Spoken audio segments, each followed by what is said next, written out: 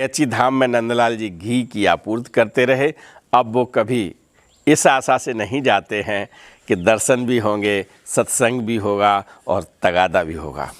अब वो महीने में कई बार महाराज जी के केवल दर्शन करने जाते हैं। वो अब उनके भक्त बने। जो महाराज जी का भक्त नहीं था, शुद्ध व्यवसायी।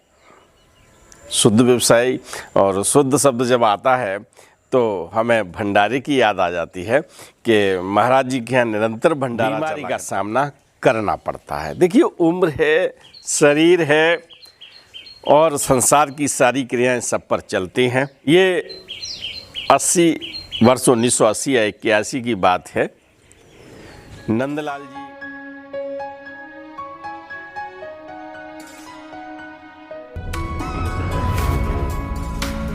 मित्रों नमस्कार, आप देख रहे हैं धर्मदृष्टि पत्रिका का यूट्यूब चैनल दस्तक मीडिया। मैं विनोद शुक्ल आपको सुनाता हूं बाबा नीव करोली की अद्भुत गाथाएं। अद्भुत गाथाओं की श्रृंखला में हमने आपको महाराज जी के मंदिरों में उनके दर्शन, महाराज जी का सानिध्य पाए भक्तों की एक ऐसी श्रृंखला जिनसे हमारा संपर्क हो पाता है, मैं उनके अनुभव आपसे साझा करता हूँ। और ऐसे भी भक्त हैं जिन्होंने ऐसे सानिध्य पाया है कि कोई न कोई ऐसा काम हुआ है उनके साथ और वो फिर महाराज जी के संपर्क में आए। आज हम एक ऐसे भक्त की गाथा सुनाने जा रहे हैं जो महाराज जी का भक्त नहीं था, शुद्ध व्यवसायी। शुद्ध व्यवसायी और शुद्ध शब्द जब आता है तो हमें भंडारे की याद आ जाती है कि महाराज जी के यहाँ निरंतर भंडारा चला करता था। महाराज जी जहाँ होते थे वहाँ भंडारा चलने लगता था। और यथासंभव इसलिए कहता हूँ कि पता नहीं कभी कभार कुछ हुआ हो तो ठीक है, अन्यथा महाराज जी की उपस्थिति में जहाँ भंडारा चलता था वहाँ शुद्ध देसी घी में जो भी खाद्य सामग्री भोजन प्रसाद होता था वो बनाया जाता। कैंची धाम का आलू पूरी उस समय के सभी भक्तों को पता है कि भोजन प्रसाद में शुद्ध देसी घी में पूरियां तली जाती थीं। आज भी जब बड़े आयोजन होते हैं आश्रमों में तो अधिकांश आश्रम, जैसे 15 जून को होता है ना कैंची धाम में, तो वहाँ शुद्ध देसी घी है ना। 15 फरवरी को नीव करोली धाम फरुखाबाद में भंडारा होता है, अकबरपुर में होता है। वो जब महाराज जी के जहाँ भी आश्रम है और जहाँ भंडारे होते हैं, जब कहीं वार्षिक होता है, कहीं महीने में होता है और कहीं हम महाराज जी की रसोई में तो रोज़ होता है, लेकिन वहाँ शुद्ध देसी घी का नहीं होता। इन आश्रमों में जब बड़े भंडारे होते हैं तो शुद्ध देसी घी के होते हैं। और देसी घी के भंडारे की जो परंपरा है वो महाराज जी के समय की है। महाराज जी के यहाँ देसी घी में पूड़ियाँ तली जाती थीं। लोग भोजन भी करते थे और प्रसाद भी मान के लेते थे। तो लोग जाते थे और जो क्षेत्र यानी कैंची धाम आज जैसा नहीं, जब उस समय बड़ी गरीबी थी, आज हो किसी क्षेत्रों में मैं नहीं कह सकता, लेकिन वो क्षेत्र ऐसा था उस समय जहाँ खाना की आवश्यकता बहुत थी। लोग खाना के बल पर धर्म परिवर्तन करा देते थे, भोजन ब्रेड टोस्ट बांटते थे। और वहाँ महाराज जी ने शुद्ध देसी घी की पूड़ियाँ तलवा के, आलू की सब्जी बनवा के खिलवाई थी और एक धर्म की रक्षा की थी। महाराज जी कहते भी हैं कि मैं धरती पर धर्म की रक्षा के लिए आया हूँ, है ना। तो आज हम ऐसे भक्त की गाथा आपको सुना रहे हैं जिन्होंने आपूर्ति की देसी घी की। नाम समझ गए होंगे, है ना। नहीं, चलिए मैं फोटो सहित दिखाता हूँ आपको।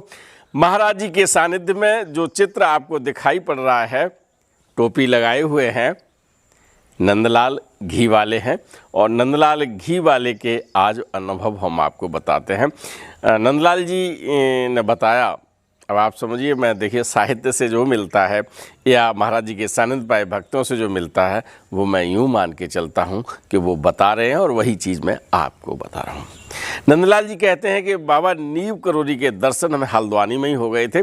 उनका जो प्रतिष्ठान है वो हल्द्वानी में है और महाराज जी का हल्द्वानी में तो आना जाना बिल्कुल कैची धाम से जब भी आएंगे, है ना, काठगोदाम रेलवे स्टेशन हल्द्वानी अंतर ही नहीं है, और काठगोदाम रेलवे स्टेशन आते हैं तो फिर हल्द्वानी में भी बहुत भक्त हैं महाराज जी के। जीवन बाबा, मैंने आपको वहाँ उनके घर से भी उनकी धर्मपत्नी से बातचीत की थी, है ना, और जीवन बाबा के तो वो मेरे प्रथम और अंतिम दर्शन थे।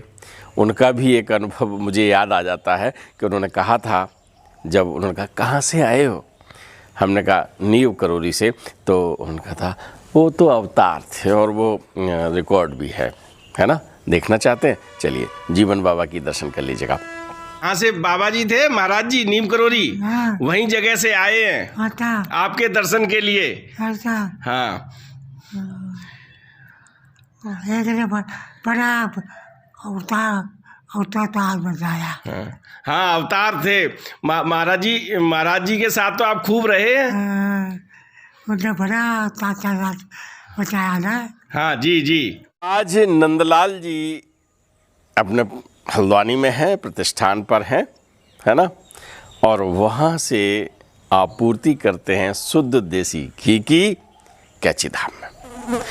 रोज़ भंडारा होना है तो रोज़ घी ख़त्म होगा और वहाँ से आता है। आपको एक और बात बता दें कि नंदलाल जी के यहाँ से जो घी आ रहा है वो कैश भी आ रहा है और क्रेडिट पे भी आ रहा है। अब कहो साहब क्रेडिट कैसे बन गई, ये इस घटना से पता चलता है। नंदलाल के एक मित्र हैं, उन्होंने एक ट्रक खरीदा है। जब कोई व्यक्ति कुछ खरीदारी करता है और अक्सर कर जब वाहन खरीदता है तो वो कहाँ जाना चाहता है, किसी मंदिर में जाना चाहता है, अपने किसी धर्म पुरुष की, धर्म मानव की दर्शन यात्रा करना चाहता है, कोई अपने माता के दर्शन करने जाना चाहता है। और नंदलाल जी के मित्र ने जो ट्रक खरीदा है उसकी पहली यात्रा कैची धाम होने जा रही है। महाराज जी के दर्शन करने जा रहे हैं क्योंकि उनके मित्र महाराज जी के भक्त हैं। यहाँ दोनों में एक अंतर है, महाराज जी के भक्त जो हैं नंदलाल के मित्र हैं। नंदलाल शुद्ध व्यवसायी हैं, वो केवल घी, शुद्ध देसी घी की आपूर्ति करते हैं। उनके मित्र ने कहा कि नंदलाल भैया चलो वहाँ पे चल रहे हैं, हाँ आप भी चलो। और जो जाते हैं वो अपने परिजनों के साथ, मित्रों के साथ कैची धाम जाते हैं। नंदलाल ने कहा देखो साहब शाम का समय करिएगा, दिन भर तो भाई बिजनेस करेंगे, दुकान करेंगे, और सब लोग जो चलेंगे उनके भी अपने व्यापार धंधे हैं, कल ही शाम को चलो। उनके मित्र सहमत हुए और भाई ट्रक में बैठ के परिवार मित्रों सहित कैची धाम पहुंच गए हैं और बज रहे हैं रात के 11 बजे नंदलाल पहुंचते हैं। रास्ते में नंदलाल सोचते आ रहे हैं कि दर्शन तो होंगे ही, बाबा जी को से बातचीत करेंगे और वो हमारे 1300 रुपये चाहिए, अब हम उनसे मांगेंगे कैसे। 1300 रुपये, 1300 का बैलेंस था और वो बाबा नीव करोली को भुगतान करना था नंदलाल को। अब व्यवसायी हैं तो उन्होंने कहा चलो हो सकता है कि हमारे तगादा भी हो जाए, एक पंथ दो काज हो जाए, दर्शन भी हो जाए और पैसे भी मिल जाए। ये उन्होंने अपना खाता आता देख के अपना दिमाग में बिठा लिया था। 11 बजे जब सब वहाँ पहुँचते हैं, महाराज जी धर्मशाला की छत पर ऊपर चारपाई पर बैठे हुए हैं। अब लोग दर्शन करने आने लगे, लोगों ने दर्शन किए। महाराज जी ने कहा जाओ भोजन प्रसाद लीजिएगा, और वो सब लोग भोजनालय में चले जाते हैं। नंदलाल जी रह जाते हैं। अब अकेले नंदलाल हैं और महाराज जी हैं। महाराज जी ने नंदलाल से पूछा अपने गुरु स्थान पे जाता है कि नहीं। नंदलाल जी के संत मंगत राम जी गुरु हैं और वो पंच तत्व में विलीन हो चुके हैं, समाधिस्थ हो चुके हैं। इसलिए महाराज जी ने पूछा गुरु स्थान पे जाता है कि नहीं। मंगत राम ने कहा नहीं साहब हम जाते हैं वहाँ पर और हमें श्रद्धा है, वही हमारे विधिवत गुरु हैं। ऐसा था, वो ऐसे कपड़े पहनता था, ऐसा हष्ट पुष्ट था। महाराज जी ने बिल्कुल उनकी जो वेशभूषा है, उनके शरीर का जो बनावट है, वो सब कुछ बताते हैं। वो महान संत था। अब नंदलाल जी को लगा कि हमारे गुरुजी के बारे में भी इनको पता है, और बिल्कुल ऐसे बता रहे जैसे वो हमारे सामने खड़े हों। महाराज जी ने विषय को परिवर्तित करते हुए कहा कि बोलो भाई, कैसा यहाँ सत्संग कैसा चल रहा है। कभी कभी पूछते हैं ना कि यहाँ बैठे हुए कि यहाँ कैसा चल रहा है, वो वहाँ कैसा है, तेरा सत्संग कैसा चल रहा है। तो नंदलाल जी बोले कि नहीं, कोई खास नहीं, ऐसे ही सब ठीक ठाक चल रहा है। अरे तुझे कैंची धाम में जो आया है, यहाँ पे सत्संग कैसा चल रहा है। ठीक है साहब, बढ़िया है। जब उन्होंने इस तरह से कहा तो महाराज जी ने कहा कि यहाँ तो केवल भैया आओ, खाओ और जाओ, यही सत्संग है यहाँ पे। और ये कहते कहते महाराज जी ने कुछ रुपए कंबल से ऐसे किया और उनको दिए। अभी नंदलाल ने रुपए मांगे नहीं है, ये केवल इच्छा थी उनके मन में। तो उन्होंने रुपए गिने, और रुपए गिने तो वो 1100 यानी 1100 रुपए हुए, 1300 रुपए ने हुए। अब नंदलाल को लगता है कि अरे महाराज जी पे थे तो 1300 और दिए हमें 1100, 200 रुपया कहाँ काट लिए, क्या हुआ। लेकिन वो पूछने की हिम्मत नहीं कर पा रहे हैं। और तब तक महाराज जी का आदेश होता है, नंदलाल जा भोजन प्रसाद ले। और नंदलाल भोजन प्रसाद के लिए चले जाते हैं। भोजन प्रसाद करके आ रहे हैं। रात्र 11 बजे पहुँचे थे, घंटा डेढ़ घंटा लग गया होगा। अर्धरात्र से और ज़्यादा समय थोड़ा हो गया। और जब अर्धरात्र हो जाती है तो सबको भैया, वैसे तो रात शुरू होती है, वैसे ही आराम का समय शुरू हो जाता है, लेकिन अगर आप जागते हैं तो अर्धरात के बाद फिर बहुत तेज़ नींद आती है। नंदलाल को तेज़ नींद आ रही है, और ऐसा भी था कि ट्रक में सब लोग बैठते, हल्द्वानी चले जाते। लेकिन वहाँ निर्णय ये हुआ कि सब लोग आज कैंची धाम में ही विश्राम करेंगे। नंदलाल सोचते हैं कि हम बिस्तर तो लाए नहीं। वो ज़माना ऐसा था कि जब कोई आदमी 1 या 2 दिन के लिए कहीं जाता था रात में, तो अपने घर से बिस्तर बंद हर घर में होता था। अब नहीं होते, अब तो सूटकेस होते हैं, बस उसी में कंबल रख लो, थैले में रख लो। बिस्तर बंद बाकायदा होता था घर में हो, और उसमें जो भी कंबल है, चादरा है, गद्दा, दरी, जो कुछ भी है। आपको पता है, बारातों में भी लोग जाते थे तो अपना बिस्तर बंद लेके जाते थे, गए अपना वहाँ बिछाया और आराम किया, सुबह घर ही किया, अपने साथ ले आए। तो ये नंदलाल जी के दिमाग में आ रहा कि यहाँ रुक तो जा रहे हैं सब, और इतने सब लोग रोक रहे हैं, और बिस्तर बंद तो लाए ही नहीं। तब तक एक कार्यकर्ता मंदिर में वो कहता है, आप नंदलाल हैं? हाँ, चलो इस कमरे में चलो। और वो एक कमरे की तरफ इशारा करके ले जाते हैं। वहाँ पर देखते क्या है कि 2 बिस्तर लगे हैं, एकदम नए। वो कहते अरे वाह, ये तो बिस्तर। बोले आप लोग हो, आपके मित्र और आप दोनों लोग इस कमरे में आराम करेंगे। इतने नंदलाल बहुत प्रसन्न हो जाते हैं। और तभी महाराज जी की कुटिया से एक कार्यकर्ता आता है। वो कहता है, नंदलाल भैया, आपको महाराज जी बुला रहे हैं। नंदलाल उस कमरे से निकलते हैं, उनके पास पहुंचते हैं, और नंदलाल से फिर वही बातचीत करते रहते हैं कि भाई कैसे क्या चल रहा है, प्रसाद अच्छा लगा, घर में सब ठीक ठाक है। बिल्कुल एक सामान्य फिर से बातचीत शुरू हो जाती है। और इस बातचीत को करते करते महाराज जी 100 के 2 नोट ये ले, और फिर 200 अभी मांगे नहीं नंदलाल ने, न पहले ना अभी, 2 नोट और दे देते हैं। नंदलाल अपने रुपये रखते हैं। नंदलाल को बड़ा मज़ा आ जाता है कि दर्शन के दर्शन हुए, भोजन प्रसाद भी मिला, धर्म का धर्म हुआ, और व्यापार का व्यापार, तगादा भी हो गया, और हमारे पूरे पैसे, पिछली कलम अदा हो गई।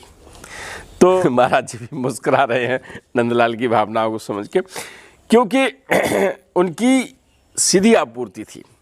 और आप देखिए, एक बार कल्पना करिए कि अगर आटा हो, बनाने वाले हों, और घी खत्म हो जाए तो प्रसाद कैसे बटेगा, है ना। एक मुख्य घटक है और घी कभी कैंची धाम में समाप्त नहीं हुआ, लेकिन एक बार उसके घी समाप्त होने की घटना हुई थी जो मेरे संज्ञान में है। मैं कैंची धाम दर्शन करने गया था, धर्मपत्नी मेरे साथ। तो वहाँ जब चले हैं तो हमने कहा लाओ 2-4 फ़ोटो खींच लें। हमने फ़ोटो खींची और फ़ोटो खींचते वक्त सामने चाय वाले हैं, वो भी महाराज जी के उनके पिताजी जुड़े हुए हैं, राजू चाय वाले। तो उन्होंने कहा अरे साहब चाय पी लीजिए। तो चाय का उनका जो ऑफ़र था वो हमने कहा भाई देखो चाय तो हम पिएंगे लेकिन आप दुकान पर बैठे हैं। तो बोले नहीं कोई बात नहीं, हम पैसे ले लेंगे। और चाय हालांकि उन्होंने हमें एक और एक्स्ट्रा पिलवाई। वहाँ बैठे हुए थे एक बहुत बुज़ुर्ग। मैं तो अब जल्दी चलने वाला था। करुणा ने कहा कि ऐसा करो ये दादा से पूछो कौन कैसे क्या। तो बस चाय पीते पीते बात शुरू हो गई और हमने पूछा कि आप महाराज जी को जानते हैं, आपकी तो उम्र बहुत है। बोले महाराज जी को जानते हैं, हम तो यहाँ भोजन प्रसाद बनाते थे, हम भंडारी रहे हैं महाराज जी के। अब वो फिर कैमरा चालू हुआ, उनसे बातचीत हुई, मैंने बातचीत आपको सुनवाई है। उसमें एक प्रश्न मैंने किया था कि कभी कोई ऐसा मौका आया कि कभी घी खत्म हो गया हो या आटा खत्म हो गया हो या कोई चीज़ खत्म हो गई हो और भोजन प्रसाद में व्यवधान आया होगा। बालम सिंह जी ने बताया था कि एक दिन घी खत्म हो गया था, शुद्ध देसी घी खत्म हो गया, थोड़ा सा रह गया, आटा सिकने को था, भक्त आ रहे थे। मेरी हिम्मत नहीं थी कि मैं ये कहने जाऊं बाबा जी से कि घी खत्म हो गया। वो वहाँ जो हमसे जो सीनियर थे हमने उनसे कहा घी खत्म हो गया, उन्होंने महाराज जी से कहा। तो महाराज जी आए और वहाँ खड़े हो गए कढ़ाई के पास और कहा जा गंगा मैया से पहुँची कर ला। पहुँची समझते हो नहीं, उधार ले आ। क्षिप्रा नदी कैंची धाम के बिल्कुल लगा दीवार से ही यात्रा पर है। तो बालम सिंह को लगा करे ये कह रहे कि वहाँ से पानी ले आओ और बोले जा जा। और मैंने वो टीन उठाया था और मैं नीचे गया था, पानी लेके आया था। और फिर जब मैं कढ़ाई के पास महाराज जी खड़े थे, मैं जो कहा उड़ेल इसमें। तो मैंने कहा कि घी गर्म है, इसमें थोड़ा सा घी है और ये जब घी में पानी डालोगे तो छनछना जाएगी, जल जाएंगे, है ना। तो महाराज जी ने डाल। और बालम सिंह ने बताया था कि हमने जब वो टीन ऐसे किया है तो उसमें जब टीन से जो निकल रहा है वो पानी निकल रहा है, लेकिन कढ़ाई में जो हो गिर रहा है वो देसी घी हो रहा है। तो ऐसे कई महाराज जी के ऐसे वृत्तांत हैं, उसमें एक ये भी था। तो फिर हुआ ये कि जितना घी उन्होंने वहाँ से गंगा मैया से लिया था, क्षिप्रा नदी से भरा था, और उतना ही घी नंदलाल जी के यहाँ से दूसरे दिन जब आ गया घी तो उतना ही देसी घी उसमें छोड़वा दिया गया था, है ना। अब घी की बात आई तो मैंने बताया। तो इस तरह से जो आपूर्ति रही वो हमेशा बहुत निर्बाध रही। लेकिन अगर ऐसा हुआ भी है तो महाराज जी का ऑप्शनल जो मैं कहूँ चमत्कार कह दीजिए या ये कह दीजिए कि पारस जब लोहे को भी छू लेता है तो स्वर्ण बन जाता है, तो वो घी वाली घटना है। और ये सिलसिला ता जिंदगी चलता रहा। कैंची धाम में नंदलाल जी घी की आपूर्ति करते रहे। अब वो कभी इस आशा से नहीं जाते हैं कि दर्शन भी होंगे, सत्संग भी होगा और तगादा भी होगा। अब वो महीने में कई बार महाराज जी के केवल दर्शन करने जाते हैं। वो अब उनके भक्त बन चुके हैं, व्यवसायी नहीं रहे। व्यवसाय तो कर रहे हैं लेकिन जो भावना थी वो बदल गई, क्योंकि जब वो कैंची में पहली बार आए हैं तब वो इसी हेतु आए थे, जो मन में उनकी भावनाएं थीं कि चलो मित्र से व्यवहार भी हो गया, उनके साथ जा रहे हैं और पैसा भी आ जाएगा। और वो हुआ। नंदलाल जी महाराज जी के भक्त बन गए हैं और ये ता जिंदगी सब कुछ चलता रहा। महाराज जी 11 सितंबर 1973 को मानव देह लीला का विश्राम कर लिया उन्होंने। जब मानव देह लीला का विश्राम हो गया तो नंदलाल कैंची आना अब बंद कर गए। उन्होंने कहा अब तो महाराज जी नहीं है, वहाँ जाओ तो क्या करेंगे। नंदलाल जी ने कैंची धाम आना जाना छोड़ दिया है और थोड़े समय बाद ये खबर तो महाराज जी को पता चल गई ना कि नंदलाल अब नहीं आ रहा कैंची धाम, है ना। वर्ष 74 का अंत हो गया, 75 का प्रारंभ होगा। नंदलाल को खांसी जुकाम हुआ है, सामान्य प्रक्रिया है, और किसी भी व्यक्ति को खांसी जुकाम हो जाता है। उन्हें जब खांसी जुकाम हुआ दवा दी, लेकिन जब आराम नहीं हुआ तो भवाली में जो टीबी का हॉस्पिटल है ना, क्षय रोग का हॉस्पिटल है, वहाँ टेस्ट करवाया चिकित्सक की राय पर, तो आपको टीबी निकलती है। अब तो बहुत परेशानी है, क्षय रोग हो गया है। अब टीबी का इलाज जो है अब बहुत सामान्य तरीके से हो जाता है, लेकिन वर्ष आज से चले जाओ 50-55 साल पहले, तो अगर एक बार ये कह दिया कि टीबी हो गई है तो बहुत बड़ा खौफ होता था। अब वो खौफ नंदलाल जी पे आ गया है। भवाली टेस्ट करवा रहे, बड़ा हॉस्पिटल है, आज भी वहाँ हॉस्पिटल है, और उसमें जब टीबी साबित हो गई है तो अब तो उनकी हालत और ज़्यादा ख़राब हो गई है। पत्नी साथ में है, हल्द्वानी से भवाली आई हैं, तो पत्नी ने कहा कि अभी काम करो, चलो वहाँ कैंची धाम हो आते हैं। नंदलाल ने कहा चलो भाई, इच्छा है आपकी। वैसे उनकी अंदर से इच्छा नहीं थी वहाँ जाने की। पत्नी के साथ कैंची धाम जाते हैं, सिद्धि माँ के दर्शन होते हैं, और जो भक्त हैं उनके साथी वो भी मिलते हैं वहाँ पर। अच्छा लगता है, महाराज जी को प्रणाम करते हैं। महाराज जी के कक्ष में जाकर जब प्रणाम किया है तो एक स्पष्ट आवाज़ आती है, क्यों नहीं आता कैंची, कैंची आया कर। और जब ये आवाज़ उनके कानों में पड़ती है तो उन्हें लगता है कि महाराज जी यहाँ पर हैं। सर्वशक्तिमान हैं, सर्वस्थल कण कण में विराजमान।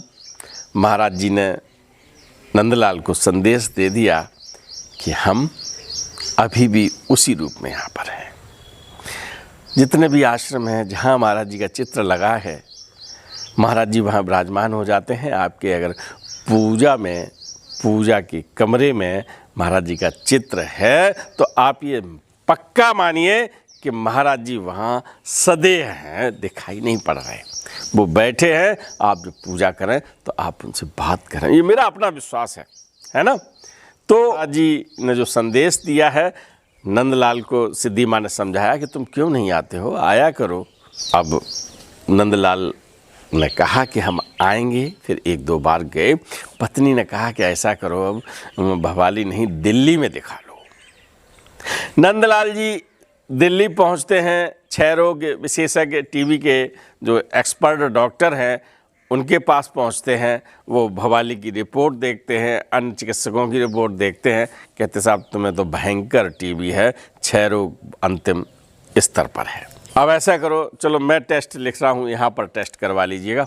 उनका ब्लड लिया जाता है, और जो भी टेस्ट होते हैं वो जब टेस्ट वहाँ होते हैं और उन टेस्ट की जो रिपोर्ट आती है तो टीबी के जो विशेषज्ञ हैं वो हतप्रभ रह जाते हैं।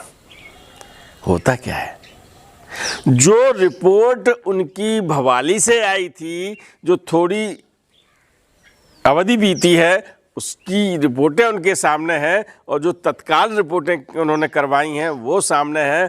वो बताते हैं कि अंतिम चरण में टीबी है, और ये जो नई रिपोर्ट आई है वो कहते हैं कि टीबी थी ही नहीं, है ही नहीं इनको।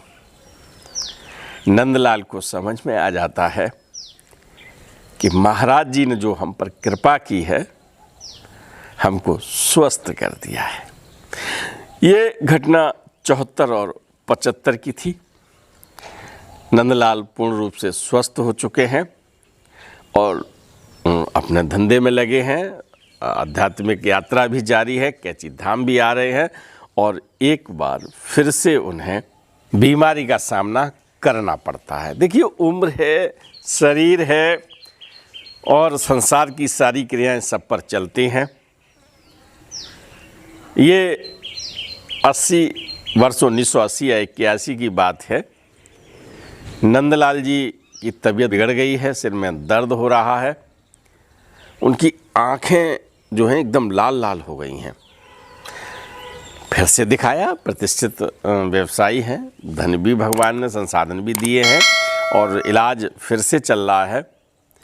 यहाँ तक कि आँखों में दर्द है, किसी चिकित्सक ने ये कहा कि रीढ़ की हड्डी से कुछ आपको प्रॉब्लम मालूम पड़ रही है, उसका इफेक्ट आँखों पर है, तो वहाँ से भी कोई तरल पदार्थ निकाल के लेबोरेटरी भेजा गया।